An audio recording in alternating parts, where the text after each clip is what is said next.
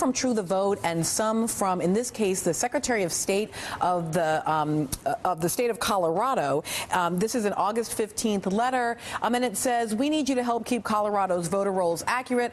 Our records show that you are currently registered to vote, but that you presented a non-citizen document when you applied for your driver's license. Under Colorado law, you must be a United States citizen to register and to vote."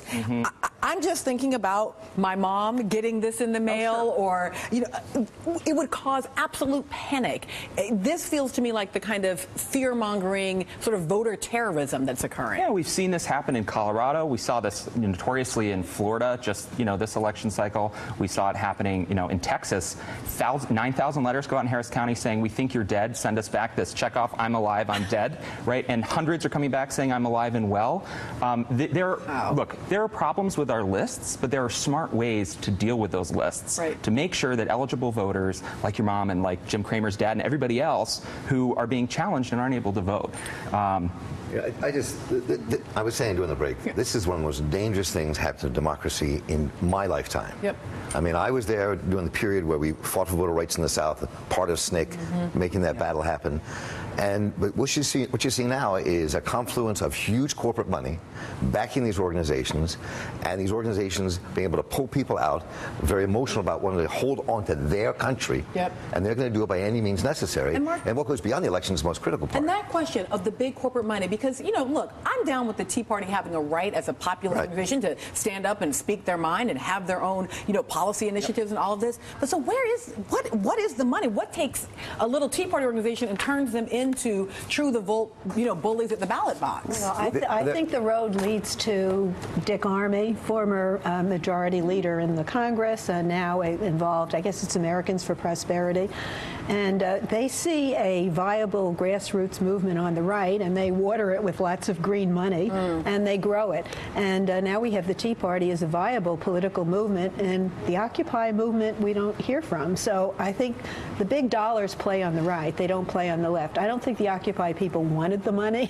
They might have turned it back, but we do see this development really on one side of the political ideological spectrum. And one of the good things, I think you're saying is we're beginning to see in the polls, and AP just put out a poll recently, it's 8 in 10 Americans, you know, want to limit the big money now coming into the system. So you do see Americans getting tense about and seeing that their vote is actually being taken away from them by big money. So I think you see a grassroots sort of swelling up for just regular Americans across the board. When you get 8 in 10 Americans thinking this is a bad idea, that's a really bad idea, and I think you're going to see some movement on that. And you saw this, the New York Times had an article yesterday about all the oil money and coal money and these very subtle, implicit ads about why you should not vote for Barack Obama.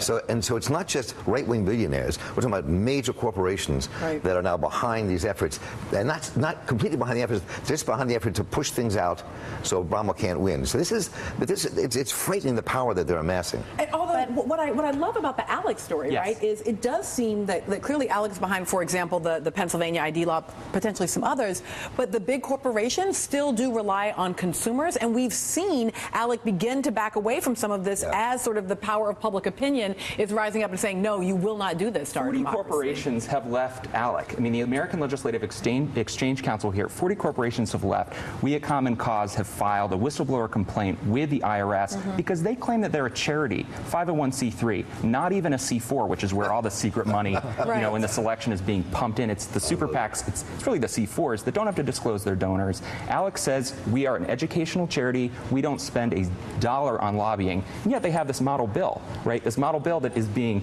cookie cutter bill. It's being pushed out across the country, and it's stopping eligible people from voting. That's why it's important a report like yours, which exposes this, because these movements are very careful to put a populist face. I mean, these are just your neighborhood volunteers. That's right. You know, working on behalf of truth, when in fact they're backed by corporate influences. So follow the money is a very good idea. And I don't at this moment have empirical evidence for it, but I got, like, when I smell it, it smells like Coke. I mean, is there any reason to think that there is any Coke involvement in it? I mean, the Koch brothers are a big backer of Americans for Prosperity, a big True the Vote summit in Florida, right under an Americans for Prosperity banner, right? So the secrecy, the money, we know it's well funded, we know it's well coordinated.